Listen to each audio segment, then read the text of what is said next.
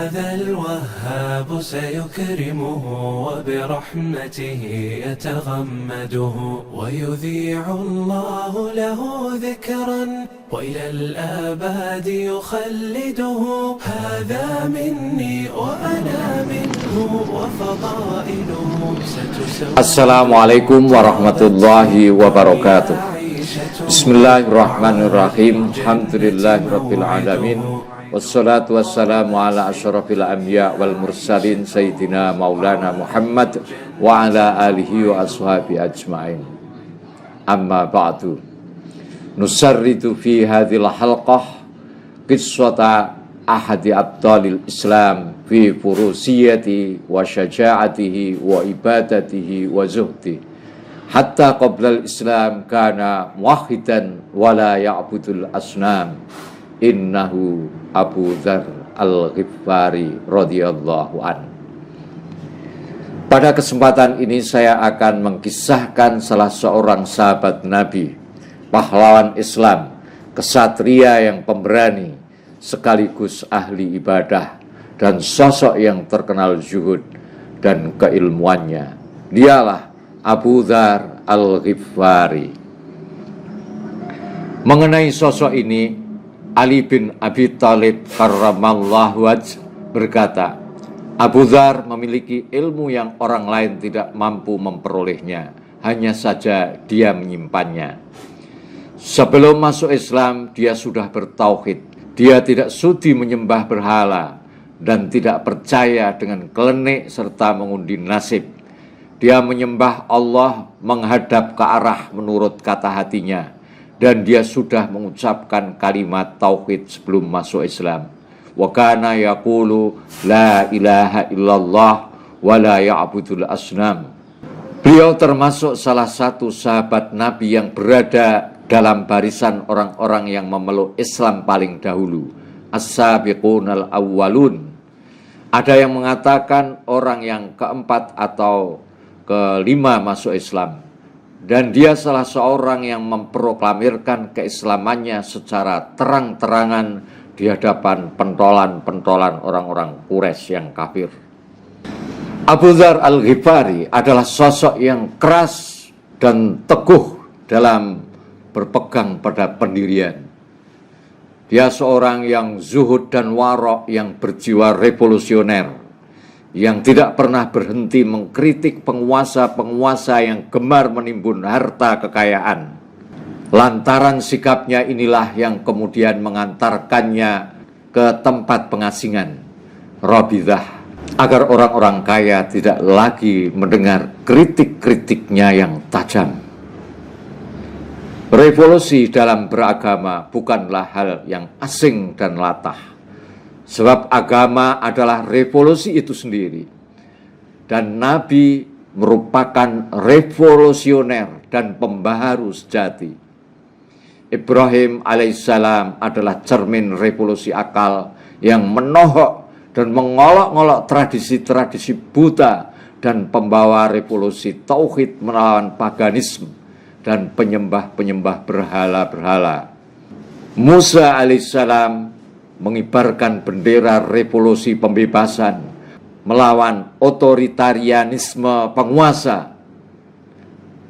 Isa adalah gambaran revolusi roh dan materialisme, dan Nabi Muhammad sallallahu alaihi wasallam merupakan simbol teladan dalam revolusi terhadap kaum papa, hamba sahaya, komunitas tertindas yang berhadapan dengan para konglomerat, elit Quraisy dan sekutunya. Sebagaimana yang diajarkan dan diwariskan Nabi Shallallahu Alaihi Wasallam, para sahabat pun mengikuti jejaknya. Salah satunya adalah Abu Dzar Al-Ghifari yang tidak takut dan ragu-ragu mengumandangkan kebenaran dengan lantang, penuh semangat patriotis, dengan semboyan qulil haq walau kana murran. Katakan yang benar walaupun pahit. Nilai kebenaran telah merasuki jiwanya, sehingga tidak ada alasan baginya untuk tidak menyampaikan kebenaran atau menutup-nutupinya kebenaran yang hakiki, yakni al-Islam. wiladah, nasab, dan sifat-sifat Abu Dzar Al-Ghifari. Abu Dzar lahir 20 tahun sebelum munculnya agama Islam. Ibnu Hajar Al-Asqalani menulis, Abu Dzar adalah seorang pria berperawakan tinggi dan berbadan kurus. Az-Zahabi berkata, Abu Dzar seorang laki-laki yang memiliki perawakan yang kuat dan janggut yang tebal. Nama lengkapnya ialah Jundub bin Junadah Al-Ghifari dan terkenal dengan kunyahnya Abu Dzar Al-Ghifari.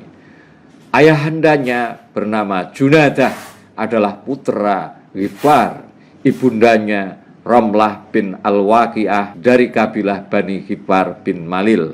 Ia merupakan keturunan dari Bani Ghifar.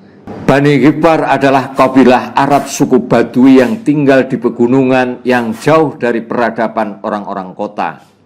Suku ini terkenal sebagai gerombolan perampok yang senang berperang dan menumpahkan darah serta pemberani. Bani Ghifar terkenal juga sebagai suku yang tahan menghadapi penderitaan dan kekurangan serta kelaparan. Latar belakang tabiat kesukuan, apakah itu tabiat yang baik atau tabiat yang buruk, semuanya mempengaruhi Abu Dzar Al-Ghifari. Semuanya terkumpul pada diri Abu Dzar Al-Ghifari. Bani Ghifar ini, mereka hidup tergantung pada pungutan liar, pemerasan, maupun hasil rampokan yang mereka ambil dari tiap kabilah yang melintas untuk berdagang. Suku Ghifar bertempat di lembah Waddan yang terletak antara Mekah dan Syam, pusat lalu lintas perdagangan. Abu Dzar Al-Ghifari adalah sosok sahabat yang semasa hidupnya miskin, bahkan di bawah garis yang di luar logika kemiskinan versi hari ini sampai akhir hayatnya. Abu Dzar Al-Ghifari terlahir menjadi pemuda suku Ghifar, suku yang terkenal sebagai nyamun. Seperti telah tadi saya sampaikan, sejak muda Abu Dzar sudah dikenal penyayang kaum du'afa, pembela kaum tertindas dan fakir miskin. Bahkan sebelum masuk Islam, sering ia mengikuti kebiasaan jahiliyah suku Ghifar yang merampok para kafilah yang melintas, tetapi kemudian hasil rampokannya itu ia bagikan kepada kaum tidak mampu. Kebiasaan ini berhenti begitu ia memeluk Islam. Perilaku mulia Rasulullah Shallallahu Alaihi Wasallam serta indahnya ajaran Islam membuatnya memeluk Islam seketika itu dengan segenap jiwa raganya dan meninggalkan semua keburukan-keburukannya. Abu Dzar yang dibesarkan di tengah-tengah keluarga perampok besar Al-Ghifar saat itu menjadi saksi kekerasan dan teror untuk mencapai tujuan sebagai profesi keseharian. Bani Ghifar juga di samping sebagai perampok besar juga sering melakukan aksi teror di negeri-negeri di sekitarnya dan tidak mengenal siapa sasarannya ketika membegal di jalanan. Mereka adalah sahabat malam dan kegelapan. Tabiat orang-orang Ghifar sangat kejam dan keras, ganas, dan beringas. Celakalah orang-orang yang kesasar atau jatuh di tangan orang-orang Ghifar dalam perjalanan malam. Kendati demikian, Jundab pada dasarnya berhati baik. Kerusakan dan derita korban yang disebabkan oleh aksinya kemudian menjadi titik balik dalam perjalanan hidupnya. Dia insaf dan berhenti dari aksi jahatnya tersebut. Bahkan tak saja ia menyesali segala perbuatan jahatnya itu, tetapi juga mengajak rekan-rekannya mengikuti jejaknya. Tindakannya itu menimbulkan amarah besar sukunya, yang kemudian memaksa Jundab meninggalkan tanah kelahirannya. Kisah perjalanan mencari Sang Rasul. Di suatu hari, tersebar berita di kampung Bani Ghifar bahwa di kota Makkah telah muncul seorang yang mengaku sebagai utusan Allah Subhanahu wa Ta'ala dan mendapat berita dari langit. Muhammad namanya. Dia pembawa agama Islam. Abu Dzar pun berpikir tentang agama baru itu. Saat itu ajaran Nabi Muhammad SAW telah mulai mengguncang kota Mekah dan membangkitkan gelombang kemarahan di seluruh jazirah Arab. Berita ini membuat penasaran Abu Dzar, sehingga dia mengutus adik kandungnya Unais Al-Ghifari untuk memastikan berita itu, untuk mencari berita langsung ke Makkah. Saudaranya pun pergi ke Makkah. Setelah menyelidiki keadaan di sana beberapa lama, kembalilah Unais ke kampungnya dan melaporkan kepada Abu Dzar tentang apa yang dilihat dan didengar di Makkah. Unais menjelaskan bahwa ia telah menemui seseorang yang menyeru kepada kebaikan dan mencegah dari perbuatan jelek. Aku melihatnya memerintahkan kebaikan dan akhlak yang mulia, dan aku mendengar ucapan yang bukan ucapan ahli syair atau ucapan ahli sihir. Abu Dzar tidak puas mendengar laporan ringkas dari saudaranya itu. Ia lalu memutuskan untuk pergi sendiri ke Makkah. Rasa penasaran, keingintahuan, harapan, kerinduan akan kebenaran berita langit, dan sosok Muhammad membuatnya segera mengarungi padang pasir yang kering kerontang. Perjalanan jauh di tengah padang pasir yang panas menyengat tak ada artinya. Semuanya terasa ringan demi memperoleh kebenaran. Karena sepanjang perjalanan lubuk hatinya selalu berdendang, Muhammad, Muhammad, Muhammad, pembawa berita langit, cahaya kebenaran, simbol kemuliaan dan keluhuran, pembela orang-orang yang tertindas. Oh Muhammad. Setibanya di sana, ia langsung menuju Masjidil Haram. Ia belum mengenal baginda Rasulullah Shallallahu Alaihi Wasallam. Ia terhuyung-huyung memasuki pintu Masjidil Haram dengan sisa tenaganya. Namun sinar matanya bersinar bahagia. Memang sulitnya perjalanan dan teriknya matahari yang menyengat membuat tubuhnya mengalami kecapean yang luar biasa. Namun tujuan yang hendak dicapainya telah meringankan penderitaan dan meniupkan semangat kegembiraan. Dan dia merasakan deburan kebahagiaan yang begitu keras menghantam dinding-dinding hatinya. Ia memasuki kota dengan menyamar seolah-olah musafir yang hendak melakukan tawaf mengelilingi berhala-berhala di sekitar Ka'bah, dan seolah-olah tersesat dalam perjalanan yang memerlukan istirahat dan menambah perbekalan. Padahal seandainya orang-orang Makkah tahu bahwa kedatangannya itu untuk menjumpai Nabi Muhammad SAW dan mendengarkan keterangan beliau, pastilah mereka akan membunuhnya. Ia terus melangkah lebih dalam ke Masjidil Haram. Ia terus melangkah lebih dalam ke Masjidil Haram sambil memasang telinga dan mata yang selalu waspada. Dan setiap didengarnya orang mengatakan tentang Rasulullah, tentang Muhammad, ia pun mendekat dan menyimak dengan hati-hati pembicaraan mereka. Sehingga dari cerita yang tersebar di sana-sini diperolehnya petunjuk yang dapat mengarah ke kediaman Nabi Muhammad SAW. Dia tidak mau bertanya kepada penduduk Makkah yang kebanyakan memusuhi Muhammad untuk menanyakan baginda. Takut malah akan mendatangkan masalah dan membuat dirinya tidak aman. Dia tunggu hingga petang.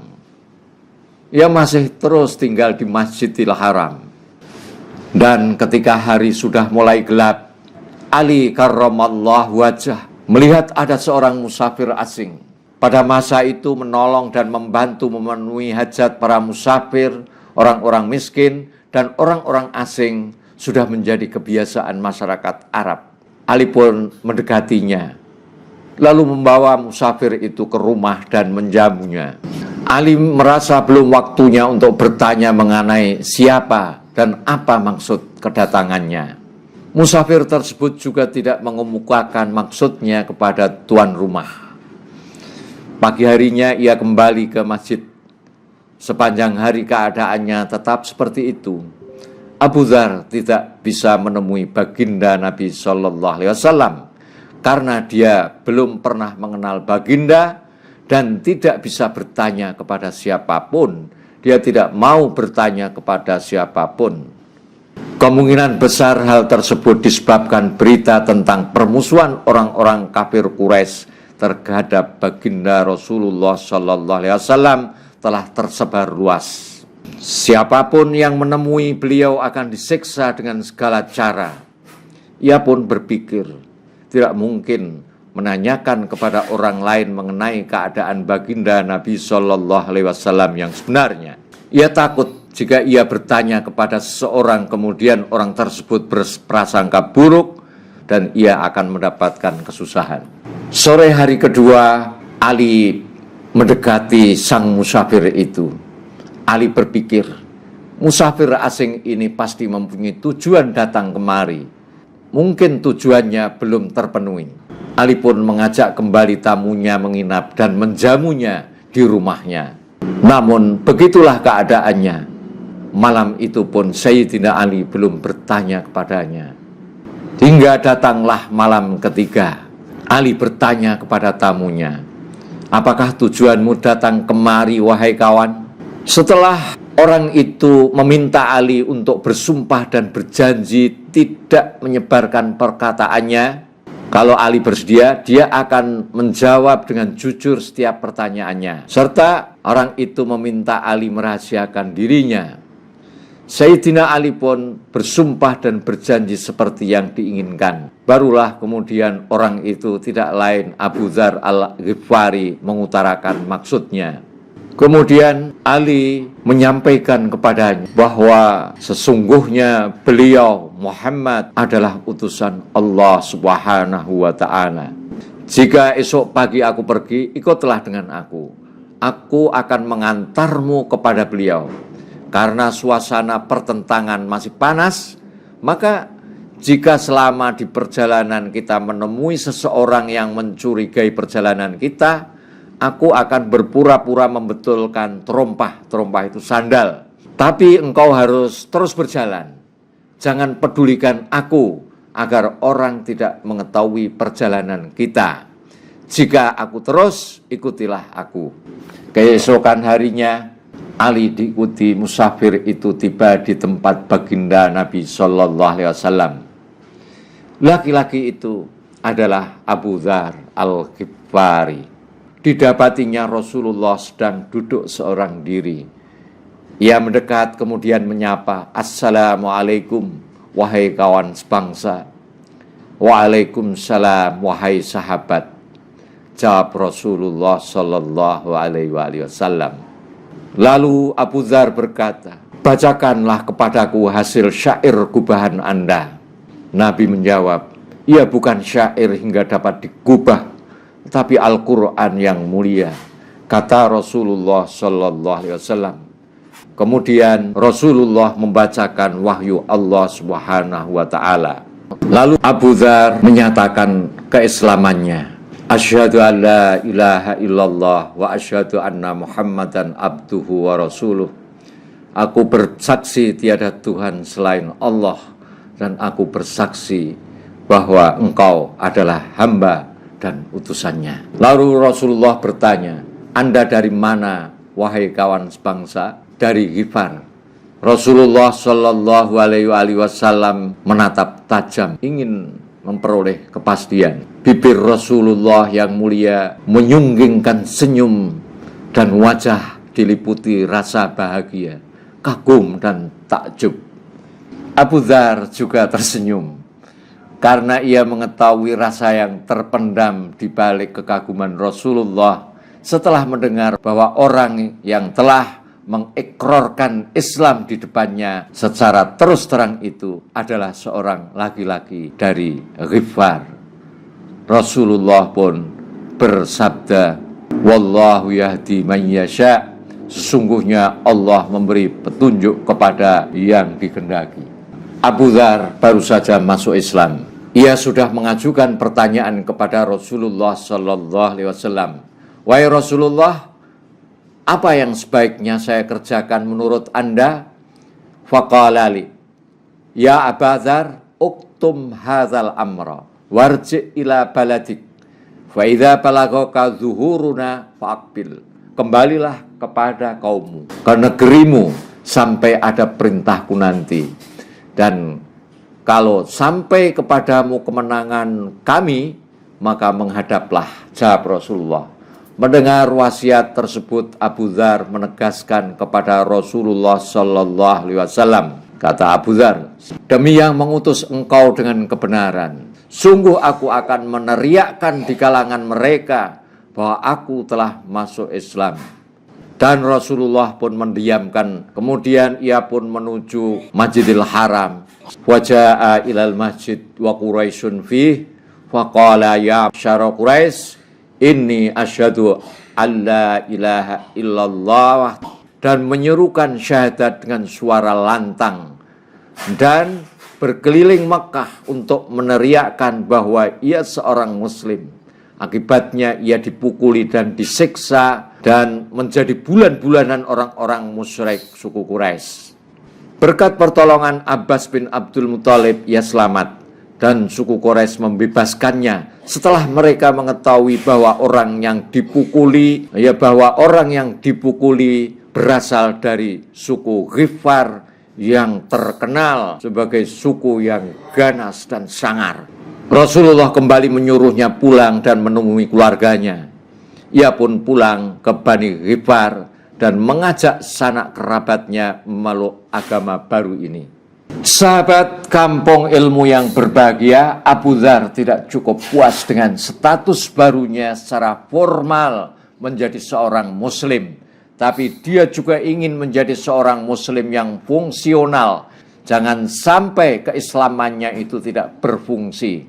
Dia ingin menjadi seorang muslim yang fungsional, maka dia meminta tugas kepada Rasulullah apa yang hendak diberikan kepadanya. Pelajaran yang dapat kita petik dari kisah ini antara lain, kita di samping menjadi seorang muslim yang secara formal, maka kita harus punya fungsi dan peranan di dalam berislam. Maka agar kita menjadi muslim yang fungsional, kita harus terjun di medan dakwah sesuai kemampuan kita masing-masing. Wallahu a'lam. Assalamualaikum warahmatullahi wabarakatuh.